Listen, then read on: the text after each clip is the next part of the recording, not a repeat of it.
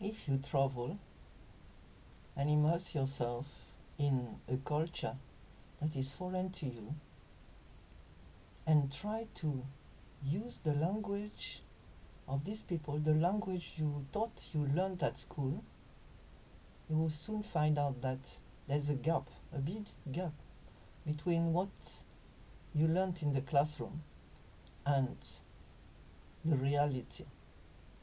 I'd learned English like every French child in class. That was the first uh, living language we learned apart from our own in secondary school.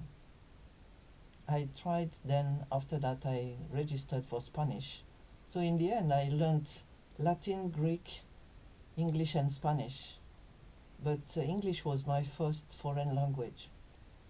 When I went to university, then I wanted to study English, but it was not possible because somewhere along the line in higher school, I'd stopped learning Spanish. My mom decided to remove it from my curriculum, thinking that the rest was enough. So I couldn't study English, so I took a first degree in classics, that is French, Latin, and Greek. That was really nice. I enjoyed it, but somehow, I wanted to continue learning English and had a golden opportunity. At the time, universities changed their curriculum drastically in '68, and I got the opportunity to learn and register for a degree in English in 1 year instead of 3. That was something that nobody wanted to do. And when I told the lecturer that I wanted to do that, they tried to discourage me, but you know, my personality makes it that if you tell me no, I'll automatically decide for a yes, very vocal and noisy.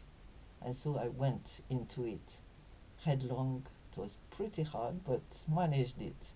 So I thought, okay, I knew English, but it was Queen's English, British. Secondly, it was learnt with literature, Shakespeare, Chaucer, and the rest. And so when I arrived in Nigeria, I had a big problem initially. I needed to speak English, but my English was not adequate enough.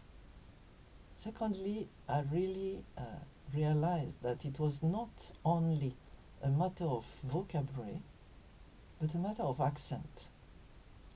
And I had to discover, by force, Nigerian English. Now in the UK, everybody knows that they are what you call Englishes. Indian English, Pakistani English, all the Englishes of the Commonwealth, each one very different. And here in the UK, that is a Commonwealth in miniature, a miniature Commonwealth. You have occasions daily on the phone to meet these Englishes. First of all, you phone the energy company, and then the person on the other side of the phone is from Scotland, and they have their own accent, I tell you. But in Nigeria, I had to learn Nigerian English.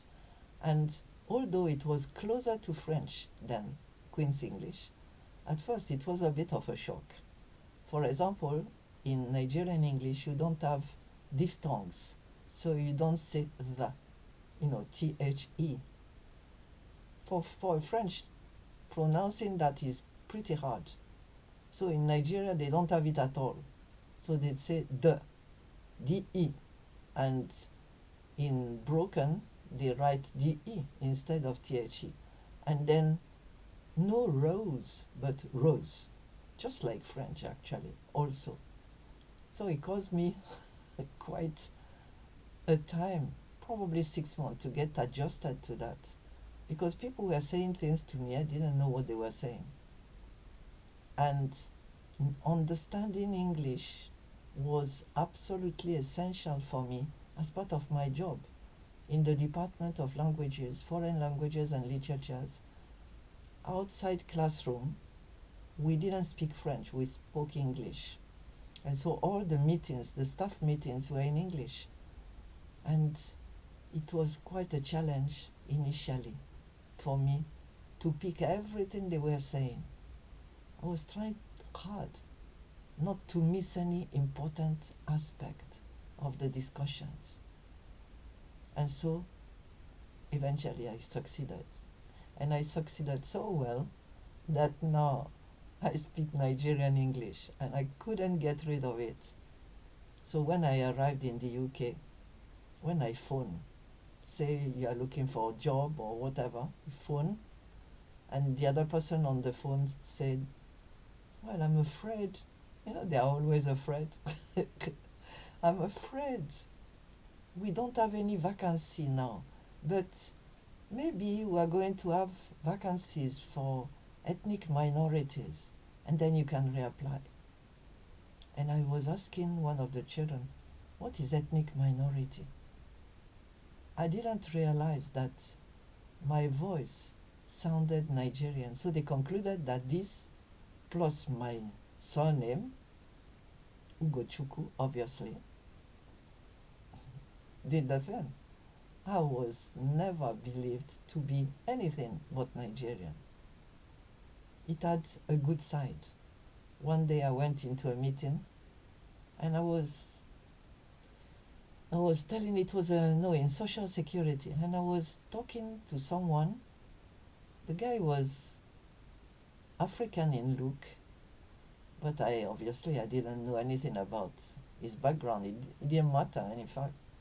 And I was just telling him what I needed, and instead of looking interested or anything like that, he was just looking at me with big eyes, looking fascinated, and I was wondering. And I said, yes, you understand? And instead of saying yes or no, he told me, wow, I was just listening to you, and I thought I was back home. And it so touched me. I felt a warmth that I'd never tasted in days. That someone recognized me as part and parcel of his own home. It was lovely. And so whatever accent you have, don't take it as a minus, as a flaw, as something you have to try and get rid of. People do that. When I started learning in university, when I was in first year, studying French, my own language, the roots of it, the grammar and all, people were saying to us, if you come from the south, from Provence, don't continue with your accent. La rose. Hey, les gens. You have to be speaking standard French. Thankfully, they have abandoned this idea. But here in the UK, there are lots of accents. Lancashire accent, Oxford and Cambridge accent, Cockney in London, and so on. And unfortunately, so many times, people rank them as football leagues. There are some that are considered posh and better. Some others may prevent you from getting a job. Cherish your accent. Somebody told me, just buy a cassette and learn the posh accent. Cambridge accent?